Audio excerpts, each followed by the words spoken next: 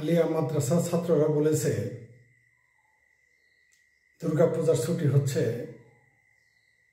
বেশরিয়তি শরীয়ত বিরোধী।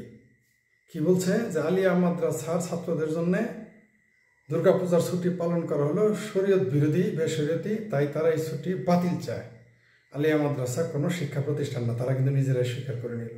এই কথাটা তো আমরাও বলি যে আলিয়া মাদ্রাসা বা মাদ্রাসা কোনো শিক্ষা প্রতিষ্ঠান নয়, আমরাও বলি। তখন তো আপনারা খেপে যান। এখন তো তারাই বলতেছে এটা শিক্ষা প্রতিষ্ঠান না। তারা কি বলেছে যে এটা শরীয়ত বিরোধী। তো মাদ্রাসা আলিয়া মাদ্রাসা ছাত্র ভাইরা দুইখান কথা বলি।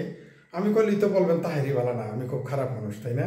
জিন্নাবির, শেখ ফরিদ, জামালপুরি খুব খারাপ। আচ্ছা, আলিয়া মাদ্রাসা বানাইছে কারা?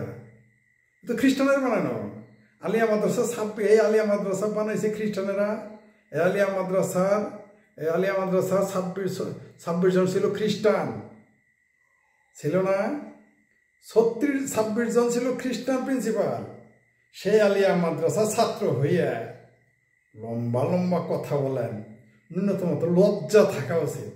আর অবশ্য লজ্জা থাকে না, কারণ যারা বেশি ধর্ম করে এরা আসলে বেহায়া নির্লজ্জয় হয়, ধর্ম ব্যবহারকারী হয়, ধার্মিক হয় না। তো আপনাদের তো লজ্জা থাকবে না, এটা আমরা জানি। কিন্তু শুনেন, এই যে ভণ্ডামি করেন না, এগুলো ভণ্ডামি আর বাদ দেন।